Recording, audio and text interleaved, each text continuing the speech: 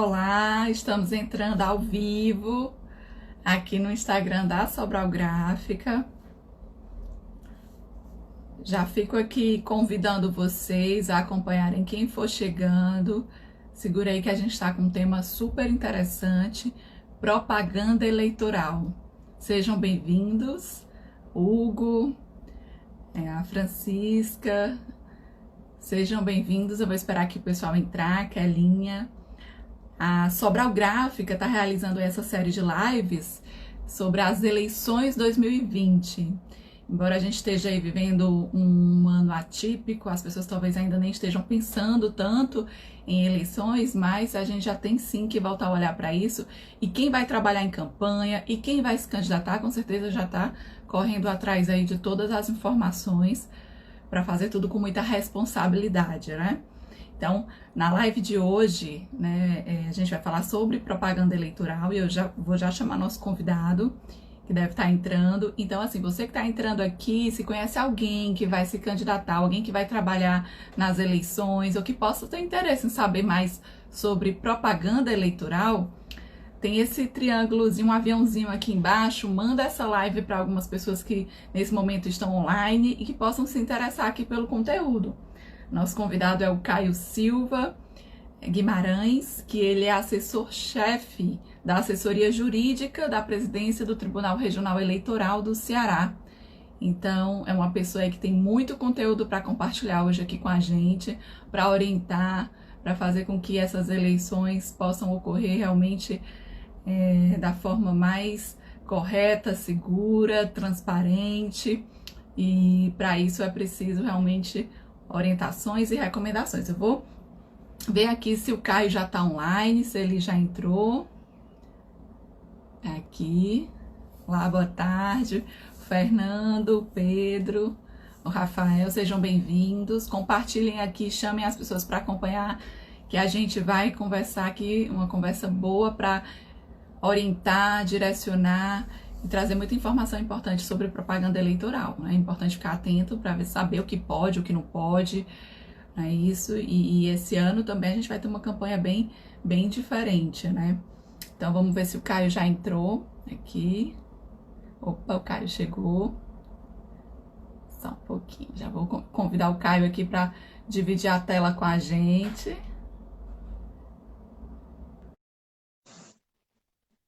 Tá entrando.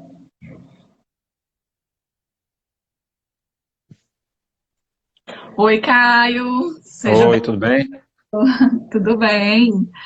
Bom, me apresentar um pouquinho para você e para quem está assistindo, né? Eu sou Camila Andrade, jornalista, sócia-diretora da Impulsione Comunicação, e a gente é responsável pela assessoria de comunicação da Sobral Gráfica. E aqui, em nome da Sobral Gráfica, quero agradecer a sua presença, né? Você tá aqui dispondo do seu tempo para compartilhar com a gente aqui essas informações, em nome de toda a Sobral Gráfica, do Fernando Hélio, que é diretor da empresa, e também atualmente a presidente do Sindigráfica. Então, a gente está muito honrado e grato por você estar aqui com a gente, dividindo a live hoje. Bom, obrigado. Eu que agradeço em nome do TRE a possibilidade da gente conversar um pouco e faz parte do trabalho do tribunal a questão da educação política, né? De levar ao jurisdicionado, aos eleitores, as melhores informações. E eu acho que já tem duas eleições, acho que 2016 e 2018, que a gente tem uma. Toda vez que o Sindigráfica solicita, né, que nós façamos essa explanação. Eu acho que em 2016, 2018 foi na FIEC, né? A gente ainda fazia presencial, não tinha toda essa situação que está acontecendo agora. E eu que fico à disposição, que a gente puder debater aqui dentro desse tempo do Instagram. Maravilha. E eu já vou aproveitar, Caio, para pedir para as pessoas convidarem, né, outras pessoas que possam se interessar pelo tema, aproveitando aqui a sua presença, e convidar também as pessoas que queiram realmente fazer perguntas, tenham dúvidas, podem ir colocando nos comentários que eu vou lendo, acompanhando, e a gente vai aqui estar junto nesse bate-papo. Caio, eu queria então que você começasse pontuando para a gente. A gente está vivendo um ano totalmente atípico, né? Como eu pontuei agora no início. Tem gente que não está nem lembrando um pouco assim, sobre que esse ano é um ano de eleições, né? Então, assim, como também tem gente que já está correndo atrás para se estruturar. Então, queria que você falasse um pouquinho também das datas, né? Quando é que realmente pode se começar a campanha eleitoral, né? O que é caracterizado nesse período que a gente já vê alguns candidatos, pré-candidatos, na verdade, né? Se movimentando, o que é possível fazer antes aí de dar start nessas campanhas, né? Bom, em relação à pré-campanha, independentemente das mudanças que nós tivemos com a emenda constitucional 107, né, que levou, por exemplo, a propaganda eleitoral iniciando no dia 27 de setembro. Então a gente ganhou de hoje, acho que 2 meses, né, praticamente de pré-campanha ainda, e a campanha ali vai ficar aos 45 dias comuns, só que a partir de 27 de setembro. Na verdade, a mudança foi uma mudança de calendário, de 42 dias para frente, né? Mas o que Uhum. pode, o que não pode, e o quantitativo de tempo permaneceu o mesmo. Você está correta no sentido de que a pandemia, o estado de emergência sanitária por coronavírus, trouxe toda uma modificação no cenário. Nós tínhamos aí em fevereiro as pré-campanhas iniciando, e esse cenário foi interrompido pela pandemia de coronavírus. E agora que a gente começa a ver algumas pré-candidaturas se reestruturando, algumas coisas na internet, algumas carreatas de pré-campanha, lógico, nas cidades em que se permite esse contato com com todos aqueles cuidados que a gente tem que ter, de máscara, etc., mas que as pessoas pelo menos podem ir à rua. Em relação à pré-campanha, as regras que nós tivemos em 2018 permanecem as mesmas, inclusive com o entendimento do TSE, mais solidificado no sentido da liberdade de expressão e liberdade em você poder realizar a pré-campanha. O que é isso? Hoje, a gente tem lá o artigo 36A, na Lei 9.504, que é a lei dos partidos, a lei das eleições, e ela diz uma série de situações que podem ser realizadas em pré-campanha, né? Contanto que não faça o pedido explícito de voto. Pode fazer menção à pretensa candidatura, exaltar as qualidades, dizer seus projetos políticos, suas plataformas políticas, pedir apoio político, participar de programas, de debates, fazer menção em debates legislativos, reuniões com entes da sociedade civil, ou seja, o leque é bem grande. O TSE, para deixar uma coisa bem fechada aqui, a gente não ficar muito pegando situações particulares, o TSE, basicamente, nos seus últimos julgados, tem decidido o quê? O que pode fazer na campanha, pode fazer na pré-campanha, com algumas balizas. E aí você tem que sempre prestar atenção nas balizas. Ou seja, eu posso fazer caminhada, carreata, propaganda na internet? Você pode fazer na campanha? Posso. Então você pode na pré-campanha. Certo, Caio? Quais são as balizas? São 3 balizas principais. A primeira, não fazer pedido explícito de voto. Vote em mim. Pedido explícito de verdade, não é um pedido subliminar. É pedir voto de verdade. Você pode dizer, olha, eu sou candidato, se eu ganhar eu vou fazer tal coisa, eu sou melhor por tal motivo, exaltando minhas qualidades, mas eu não posso finalizar dizendo, vote em mim. Então, é a primeira premissa, a primeira baliza. Segunda, gastos moderados. Ou seja, é uma pergunta que todos fazem. Eu posso gastar em pré-campanha? Eu digo isso como quem estuda a matéria, como servidor do Poder Judiciário Eleitoral, é um pouco temerário essa coisa de poder gastar, mas não dizer quanto. Gasto moderado. O que é gasto moderado, Caio? Bom, em um município pequeno, gasto moderado é pouco. Em Fortaleza, o gasto moderado já cresce um pouco mais de vulto. Então, vai depender do caso concreto. Vou trazer aqui para a situação do Sindgráfico. O que é um gasto moderado? Quantos adesivos vão ser feitos numa gráfica? Uma quantidade grande de adesivos? Um pré-candidato foi numa gráfica e fez 10.000 adesivos, aí a gente já pode pensar assim, opa, a depender do valor dos 10.000 adesivos, eu já não posso dizer que é um gasto moderado. Já é um abuso do poder econômico. Mas nós não temos um valor em dinheiro para dizer pode ou não pode. Então, os candidatos, na minha impressão, e aí eu digo com toda tranquilidade o seguinte, gaste o menos possível, faça o máximo de pré-campanha, gastando pouco, para não correr o perigo de você passar dos gastos moderados, né, aquele juiz entender que você passou, e você cair, inclusive, num abuso de poder econômico. E a terceira e última baliza é não utilizar meios proibidos na campanha. Um exemplo clássico, o outdoor. Se o outdoor não é permitido na campanha, ele não é permitido na pré-campanha. Se o showmício não é permitido na campanha, ele não é permitido na pré-campanha. Então, toda vez que perguntar, poxa, posso fazer isso aqui na pré-campanha? Faça esses 3 questionamentos. Está fazendo pedido explícito? Está gastando muito? Isso aí é permitido na campanha ou não? É, então pode. Tirando alguma situação absurda, e para o Sindgráfica, eu acho que o mais importante, a gente sempre tem que fazer, como isso aqui é uma conversa com cunho educativo, né, com cunho de esclarecimento, eu acho que para todos os profissionais da parte gráfica, lógico, a responsabilidade da confecção é do pré-candidato. Na pré-campanha, se um pré-candidato chegou numa gráfica e pediu para fazer tantos adesivos, ele está sendo responsável por aquele gasto exorbitante, por exemplo. Só que não custa nada, né, os profissionais da área terem um pouquinho mais, né, de informação. Então, assim, na pré-campanha, nós não temos como saber quem é candidato ou quem é pré-candidato. Na campanha eleitoral, ele tem CNPJ. Ele vai na gráfica pegar a nota fiscal e a nota fiscal vai sair no CNPJ do candidato, partido ou coligação. Na pré-campanha é tudo CPF. Né? Então, fica difícil para o profissional que tenha, o dono das gráficas, fazer essa baliza, o máximo que pode acontecer, lógico, aí é o caráter educativo também da gráfica, de posse de um pedido que seja escancaradamente pré-campanha, né? Um adesivo, um banner, um folheto, um panfleto, aqueles materiais, aqueles impressos que podem ser feitos em campanha. E aí a gente pensa, se pode na campanha, pode na pré. Então, o pré-candidato chegou na gráfica e pediu para fazer lá panfletos para pré-campanha.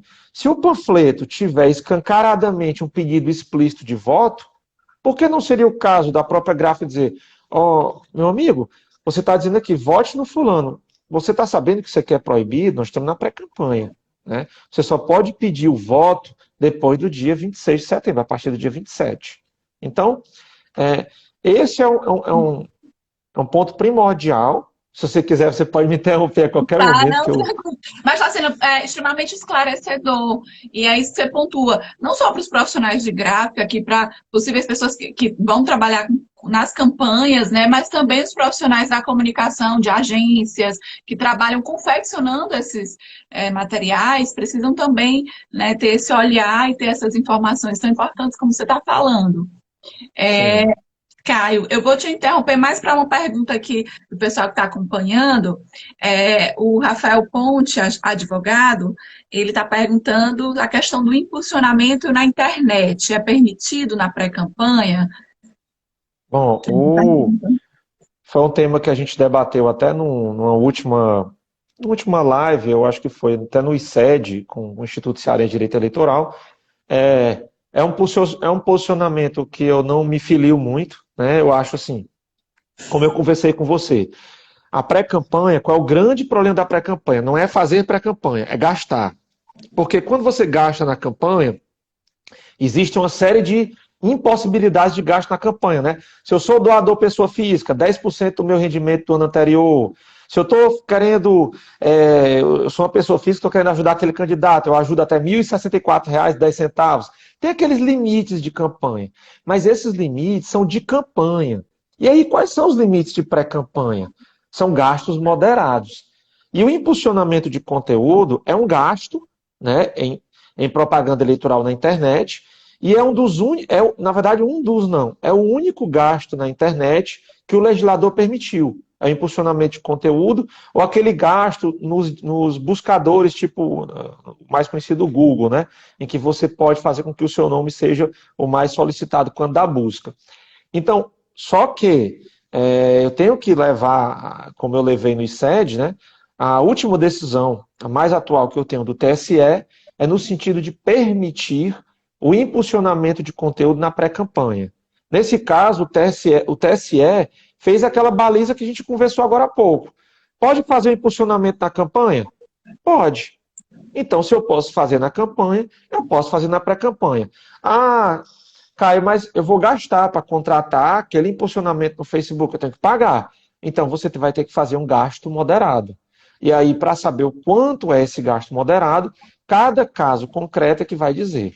Então, isso recai, por exemplo, nas gráficas, um exemplo prático. Muitas gráficas não fazem só a impressão de material, mas eles criam aquela arte gráfica. Tem aquela parte que você entra na gráfica, né? Olha, eu quero criar meu logo, eu quero criar meu banner, e muitas gráficas fazem isso, né? Então, a gráfica pode criar um panfleto virtual, um banner virtual, um santinho, né? O pessoal fala muito santinho virtual. Bom, os santinhos virtuais, eles podem existir na pré-campanha, claro. Eles existem na campanha, eles existem na pré-campanha. E o santinho virtual, em tese, baseando-se por essa decisão do TSE, poderia ser impulsionado o conteúdo dele em uma rede social, por exemplo. Volto a dizer, muito cuidado os pré-candidatos, porque primeiro o gasto, o outro, você não pode ter gasto em campanha proveniente de pessoa jurídica. Pessoa jurídica não pode mais doar dinheiro em campanha. Então, vai que você na pré-campanha recebe um dinheiro de uma pessoa jurídica, está fazendo o mesmo erro da campanha.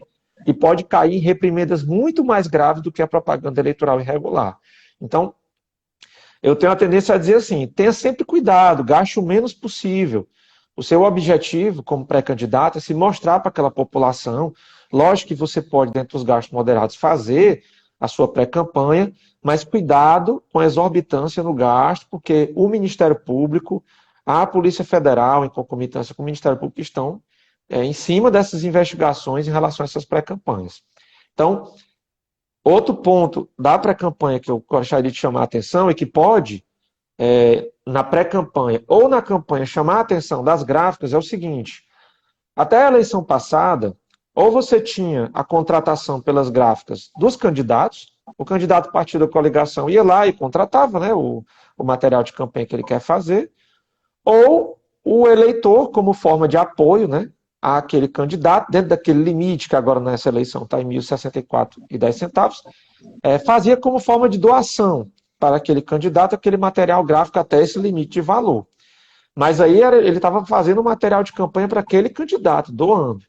E agora o TSE inseriu na sua resolução de 2020 a possibilidade do eleitor manifestar a sua preferência por candidato, partido e coligação, aquela manifestação silenciosa e individual, que a gente ouve falar muito no dia da eleição.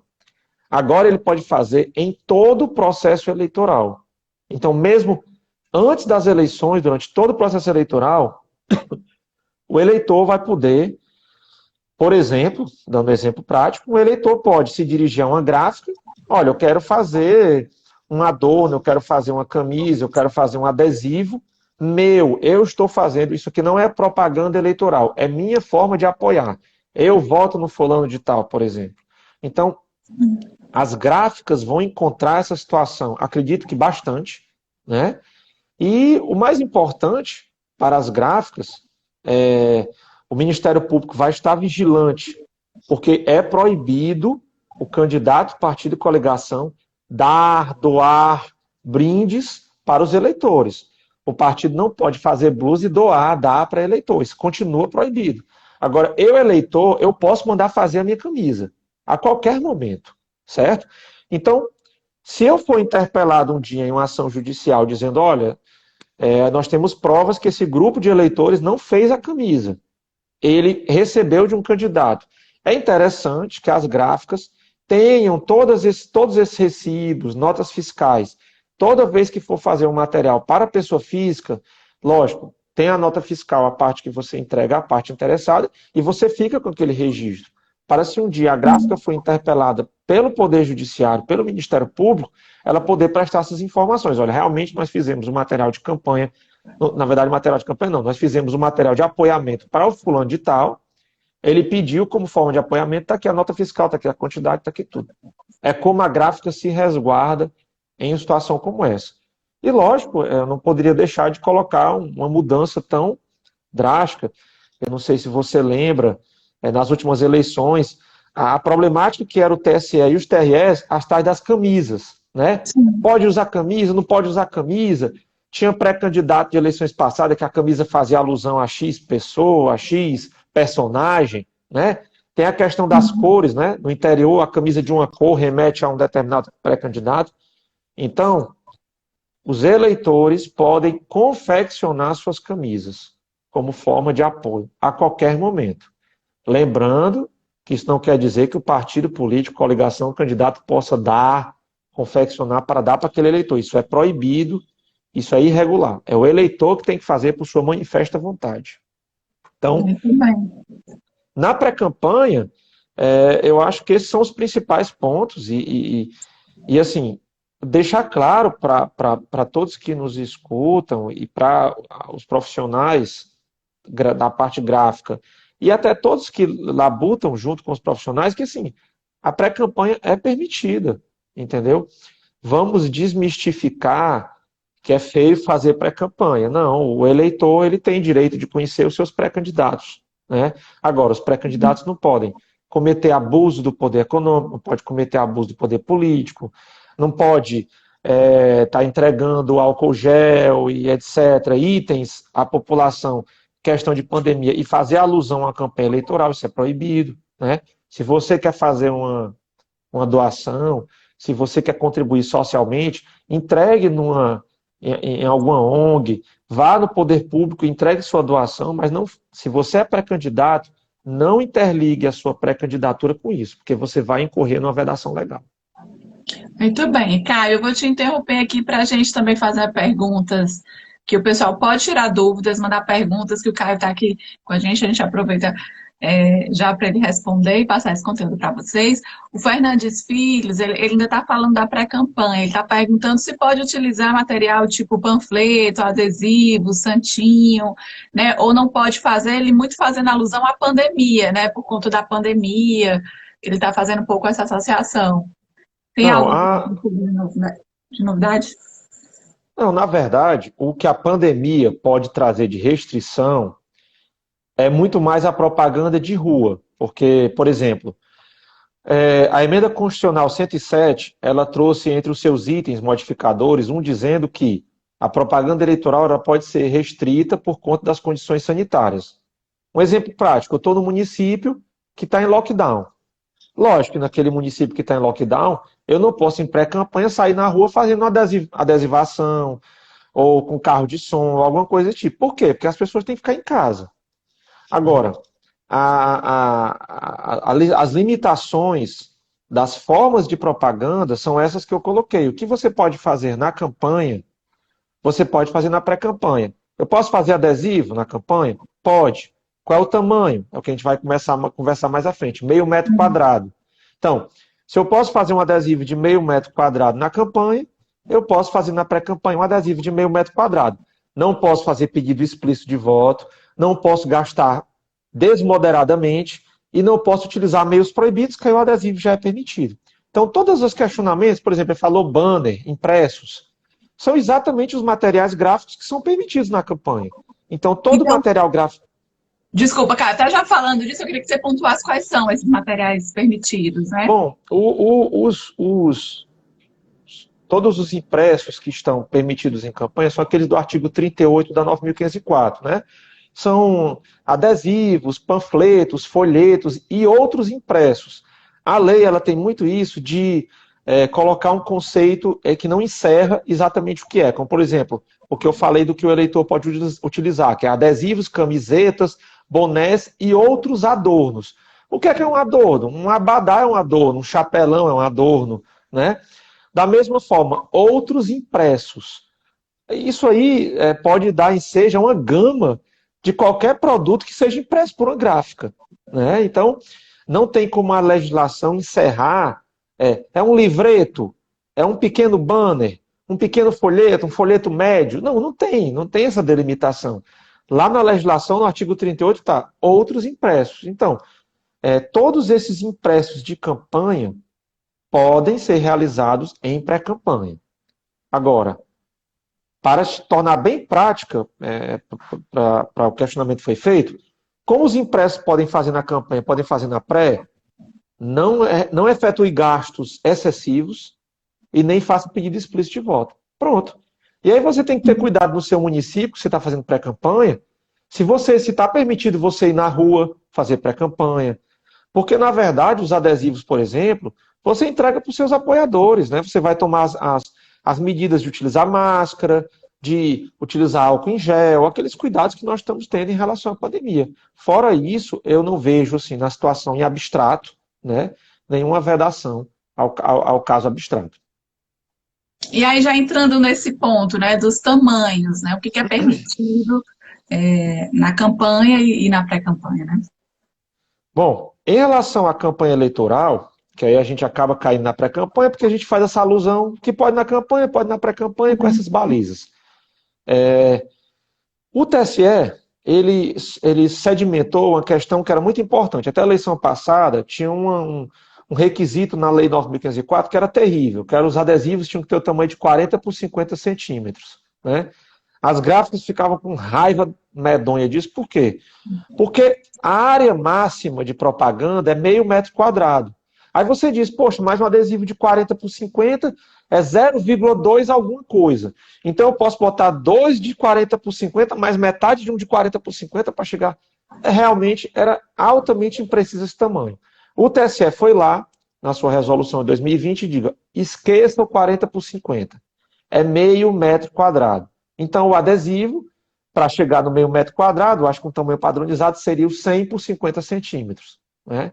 Então, a gente pode dizer que o TSE unificou o tamanho dos adesivos para as eleições de 2020. E aí você pergunta, Caio, e as bandeiras, por exemplo? Muitas gráficas têm estrutura de confecção de bandeiras, por exemplo, que é outra forma de manifestação dos partidos políticos. As bandeiras, elas devem respeitar aquele conceito de não assemelhar ao outdoor. Elas não possuem um tamanho como nós temos para os adesivos, que é meio metro quadrado.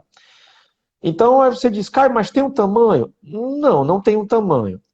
Pela jurisprudência que eu tenho observado, um tamanho razoável máximo seriam os 4 metros quadrados. Ou seja, uma bandeira de 2 por 2, que é uma senhora bandeirona, né? Uma bandeira de 2 por 2. Então, acima de uma bandeira de 2 metros por 2 metros, eu acho que já seria o caso do pessoal da gráfica, junto com quem está querendo fazer. Olha, não adianta a gente confeccionar essas bandeiras para o Poder Judiciário recolher isso, porque uma bandeira de mais de 4 metros quadrados, ela vai, inclusive, trazer prejuízo à locomoção de pessoas e veículos. Você imagina uma pessoa com uma bandeira de mais de 4 metros quadrados, numa calçada, a bandeira dessa derruba o motoqueiro, bate numa pessoa, né? É inviável. Então, mas volto a dizer, não tem na lei esse limite de 4 metros quadrados. É uma construção jurisprudencial. Muitos tribunais aderem a esse tamanho, né? Mas só o caso concreto vai dizer. O que é que eu tenho conversado em muitas lives, em muitas conversas com as agremiações partidárias. Em cada circunscrição, em cada município, converse com o juiz eleitoral. Não custa nada. Antes de iniciar, antes de você fazer o pedido em uma gráfica, vá no juiz eleitoral, faça uma reunião e diga, olha, excelência, o que é que para essa determinada circunscrição eleitoral se considera como efeito outdoor? Aí o juiz eleitoral pode dizer, olha, eu considero como limite tal. Pronto, a gráfica, o candidato partido de coligação já tem um norte. Né? Em relação à colocação desse material de campanha, o aspecto é bem restritivo. Né? Eu vou falar por último em veículos, mas tirando os veículos, só pode colocar em janelas residenciais o tal do adesivo de meio metro quadrado, o que torna a propaganda em bens particulares bem restrita. Né? Se você for imaginar que em cidades como Fortaleza, dificilmente alguém tem sua casa com a janela para o meio da rua. Né? A gente encontra isso em casa do interior. Né? E então, como é que eu vou colocar um adesivo em apoio ao candidato dentro da janela da minha casa que ninguém vai ver? Né? É uma propaganda meio sem lógica. Mas, tirando essa propaganda em janelas residenciais, esse adesivo de meio metro quadrado pode ser colocado em veículos, certo? E os veículos, quais são os limites, Caio? Em cada porção do veículo, e aí eu digo porção porque normalmente é assim, enxergar cada lado do carro, daquela caminhonete, é como uma porção. Por exemplo, eu estou olhando de cima, se eu adesivo o capô, eu não vou adesivar o teto. Eu adesivo o lado direito em apenas um local, o lado esquerdo em apenas um local e a traseira em apenas um local. Lembrando que as laterais, o teto, tem que respeitar esse meio metro quadrado. O vidro traseiro, não. O vidro traseiro é permitido aquele adesivo microperfurado, certo? E aí é do tamanho que for o vidro. Se o vidro traseiro tiver 6 metros quadrados, pode ter um adesivo microperfurado de 6 metros quadrados naquele vidro, tá? Então, isso também serve de norte para as gráficas, né? Até uma forma também de conversa com os contratantes. Se você receber um contrato em que se visa, por exemplo, plotar um veículo, fazer aquela plotagem lateral, possivelmente você está sendo contratada para fazer uma irregularidade. Lógico, a responsabilidade principal é do candidato partido de coligação daquela contratação. Mas não custa nada, né, se chegar, olha, isso aqui que você está me contratando é irregular, isso aqui vão acabar mandando retirar, combinando uma multa, tá? Então, no veículo, meio metro quadrado, um adesivo de 100 por 50 centímetros. Se colocar num lado, só pode colocar no outro lado. Um outro adesivo, por exemplo, no capô. E aquele adesivo no vidro traseiro, que aí pode ser do tamanho do vidro inteiro, micro perfurado. Lembrando que os adesivos, bonés, bandeiras, dísticos, broches, que o eleitor vá na gráfica pedir para serem feitas para ele, como manifestação silenciosa e individual de sua preferência, não possuem tamanho padronizado pela lei. Ah, Caio, quer dizer que eu sou um eleitor, quero apoiar meu candidato, eu posso fazer uma bandeira de 20 metros quadrados. Bom, eu entendo que, na prática, isso vai infringir na questão do efeito outdoor, mesmo com essa regra do artigo 18 da 23.610, porque não tem sentido você criar uma lei dessa, uma legislação dessa para o eleitor, que a gente pode criar situações em que o eleitor burle a lei.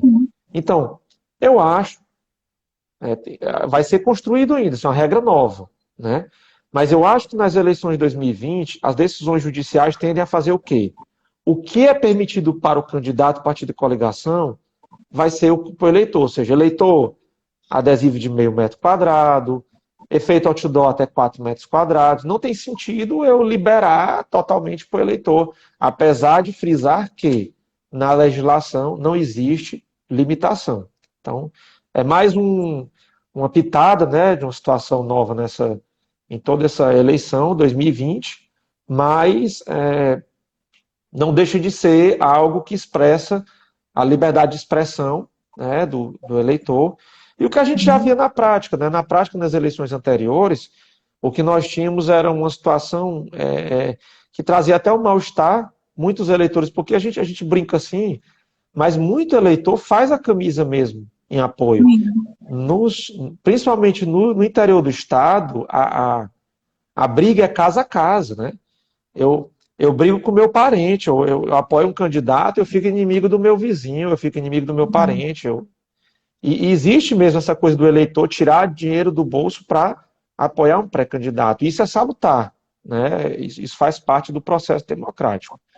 Então, dos impressos, acredito que também aquelas questões que a gente já trata nas eleições anteriores, tem que ter o CPF ou CNPJ de quem foi o solicitante daquele material impresso, tem que ter a tiragem, né?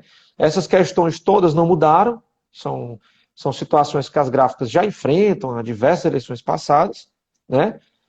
E aí, lógico, se a gráfica imprime material de campanha sem colocar a tiragem e sem colocar quem foi o solicitante, aí já pode incorrer em uma determinada responsabilização da gráfica que fez aquele material. Então, muito cuidado, né? Está fazendo material de campanha, CPF ou CNPJ de quem solicitou e a tiragem daquele material. Pronto, Caio. Desculpa te interromper, Caio, é só porque o pessoal está participando, está aqui com dúvida, e aí o Fernandes Filho, até dentro do que você está falando, ele está perguntando aqui se tem um limite de material, né, que ele pode imprimir para cada candidato. Não, os limites que ele vai encontrar, né, de material, são os limites que vão estar dos limites de gasto de campanha para cada tipo de, se for vereador, se for prefeito, e depender do município. Então, o limite de gasto, ele vai pedir uma tiragem X de adesivo, tiragem X de panfleto. Essa tiragem X vai ter uma nota fiscal de valor tal, e aquilo ali vai constar da prestação de contas, né? Então, ele não pode exceder ao valor global que ele pode gastar como candidato, né, naquela circunscrição. Então, ele tem que se ater ao limite de gasto de cada um dos candidatos. E nessas eleições, por exemplo, nós não vamos ter coligações para vereador, né? A primeira eleição nessa era moderna, né, que a gente pode dizer assim, pós-Constituição de 88, que a gente vai ter uma eleição em que, para cargo proporcional, os partidos vão estar sozinhos, né? Nós não vamos ter mais aquele gasto de coligação. Então, ele tem que atinar realmente para o gasto do partido, né? Ou para o gasto do vereador em relação a cada limite global daquele município. Não vai ser a tiragem X ou a tiragem Y que vai limitar. A Gabi perguntou aqui, Caio, para a gente também, se o eleitor pode fazer a distribuição do que foi pago por ele. Acho que está dentro um pouco do que a gente conversou, mas sim, né? Ele pode fazer essa distribuição? Bom, o eleitor, na verdade, ele tem a liberdade, né, de expressão e pensamento, de participar das campanhas eleitorais da forma que ele melhor pretender. Eu posso, como eleitor, eu posso participar de uma candidatura, eu posso participar de uma carreata, eu posso distribuir panfletos numa carreata, eu posso segurar uma bandeira, fazer um bandeiraço. Uma coisa são aquelas pessoas que são pagas pelo partido, né, aquela estrutura partidária que é feita na eleição, que é aquele pagamento, aquelas pessoas que são contratadas, que ficam ali ou distribuindo propaganda. E outra coisa é quem faz espontaneamente propaganda eleitoral. A pessoa física, eleitor, é aquele que mais pode fazer a sua propaganda eleitoral, aquele seu apoiamento pessoal. A gente pode até brincar assim, quem pode o mais, pode o menos. Então, assim, o eleitor, ele pode fazer uma camisa de apoiamento, ele, eleitor, fazer o apoiamento dele, está lá no artigo 18, parágrafo único da 23.610, entendeu? Agora, o que o eleitor não pode fazer é ultrapassar a lei em determinadas situações. Por exemplo, lógico, tem várias situações concretas, e a gente vai pegar só aqui umas em abstrato para citar. Eu sou eleitor, mas naquele momento eu estou trabalhando como servidor público.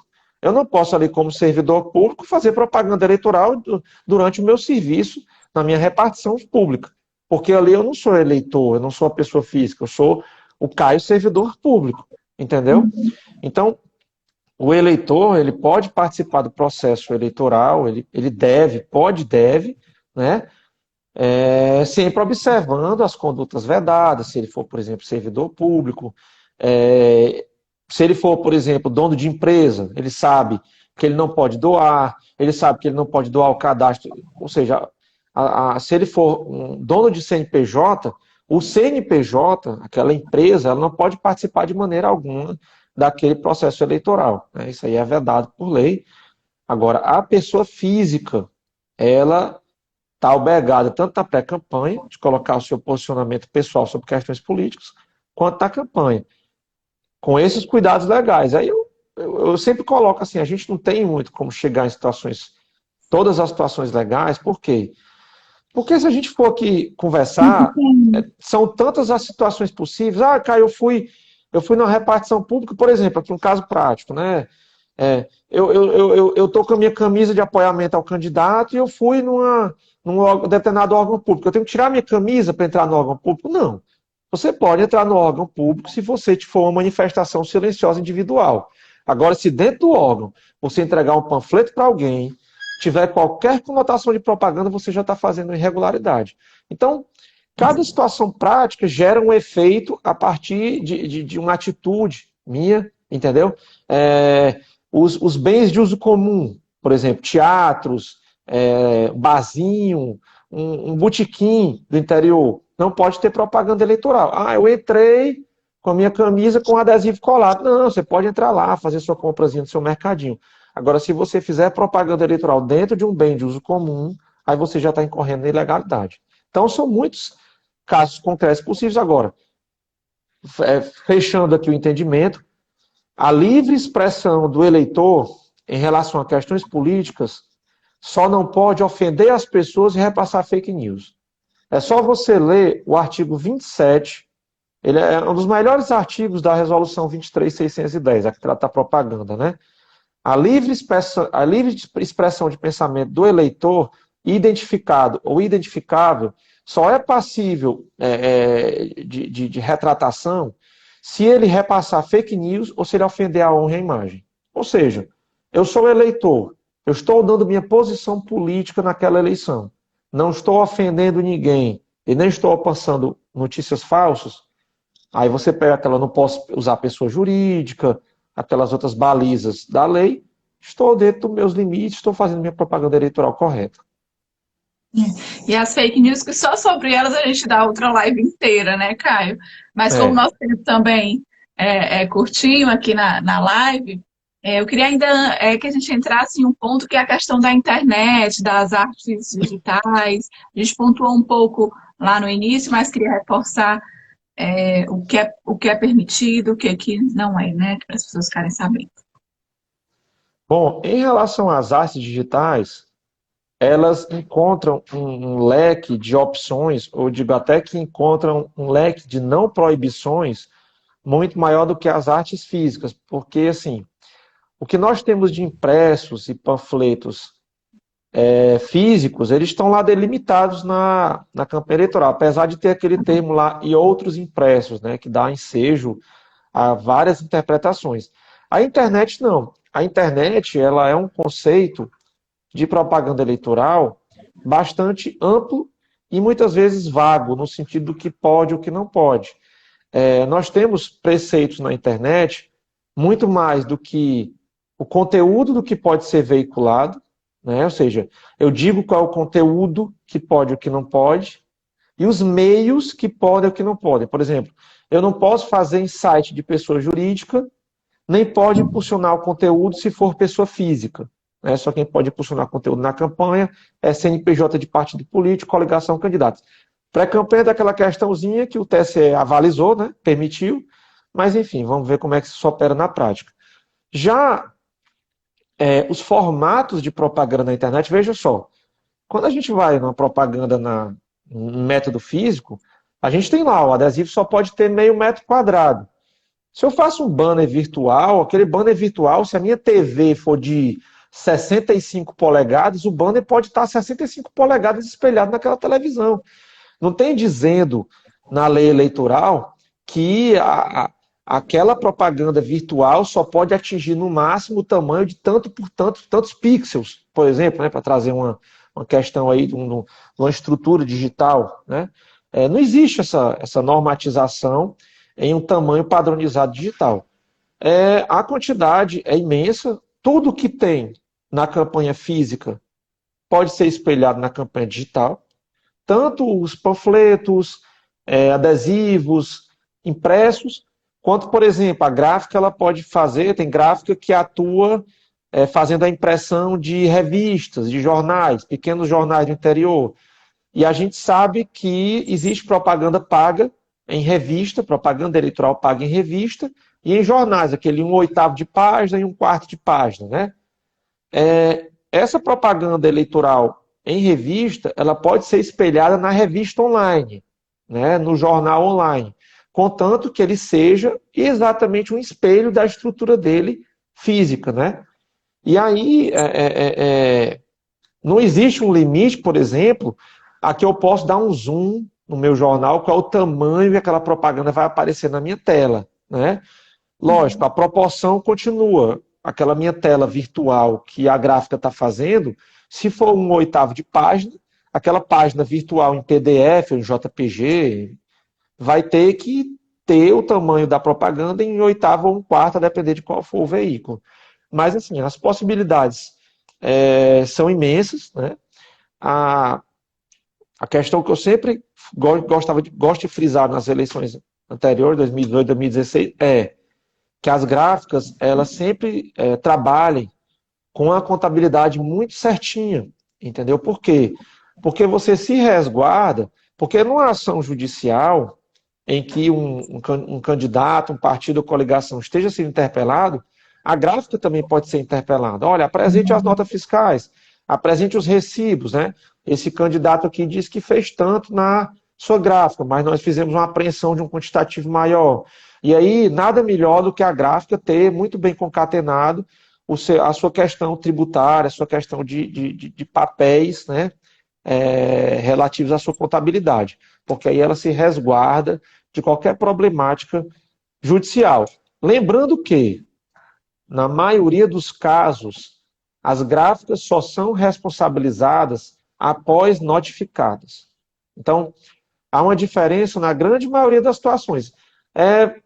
Com raras exceções, que eu não consigo aqui nem lembrar de uma exceção prática, assim, mas a gráfica ela pode ser instada pela Justiça Eleitoral a não fazer alguma coisa, olha, não confeccione mais tal coisa, ou então o que você tiver do material tal me entregue. E aí, após ela receber aquela notificação, se ela liberar aquele material ainda, aí é que ela pode sofrer a imposição de uma multa. Mas, normalmente, a gráfica, ela não tem responsabilidade por aquele material impresso. O conteúdo, por exemplo, o candidato foi lá na gráfica e colocou um conteúdo absolutamente difamatório, né? Lógico, o dono da gráfica, o gerente da gráfica pode chegar, uma questão até de democracia e de urbanidade, chegar e dizer, olha, senhor, o senhor não acha que esses dizeres aqui estão um pouco ofensivos, né? O senhor está esculhambando aqui o outro candidato, né? Mas não é obrigação da gráfica fazer isso, ela não faz caráter editorial do que é impresso, né? Ela recebe um pedido e realiza a impressão daquele pedido. Então, o conteúdo do que é impresso ou o conteúdo do material gráfico que é feito para a internet é de responsabilidade do candidato, partido e coligação.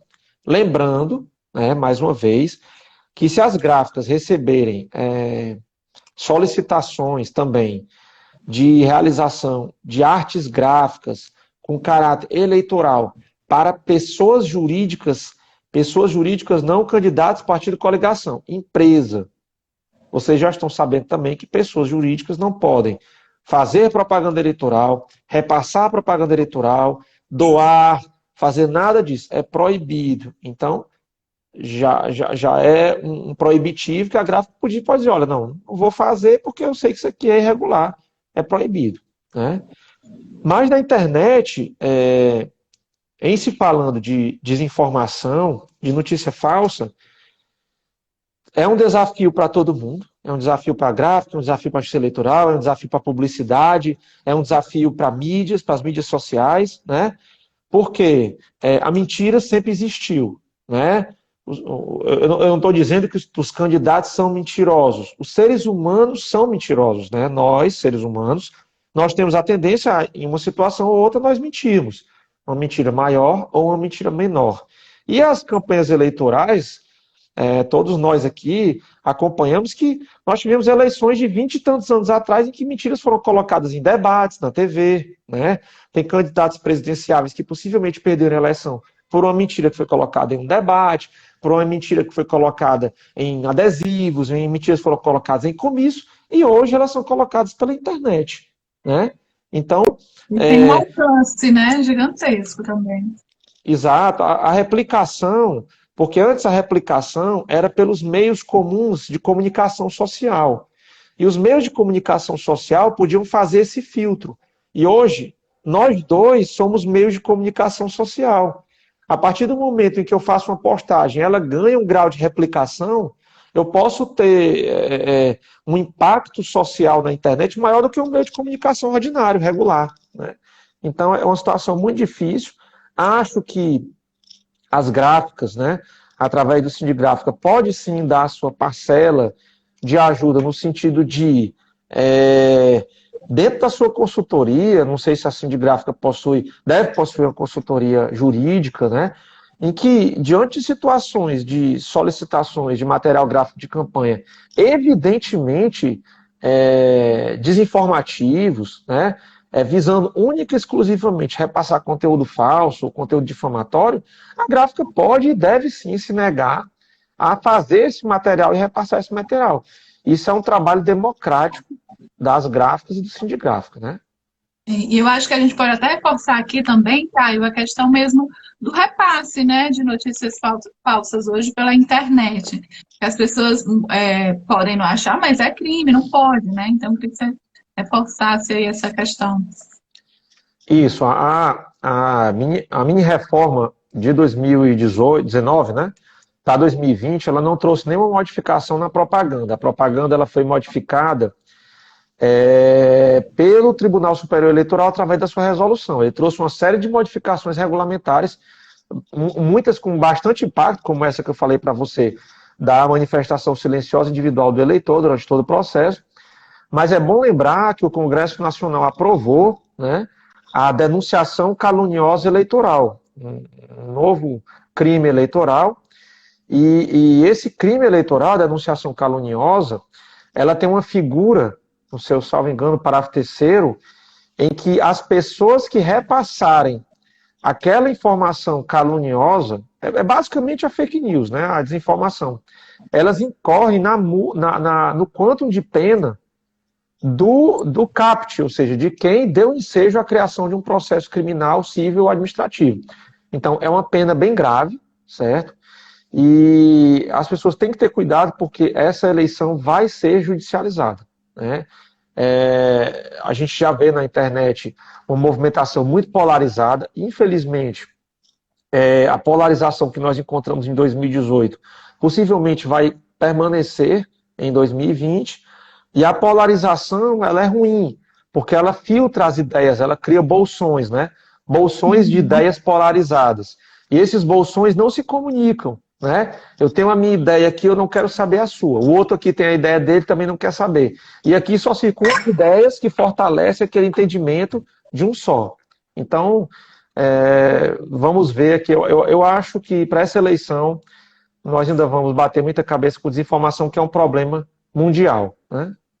Exato.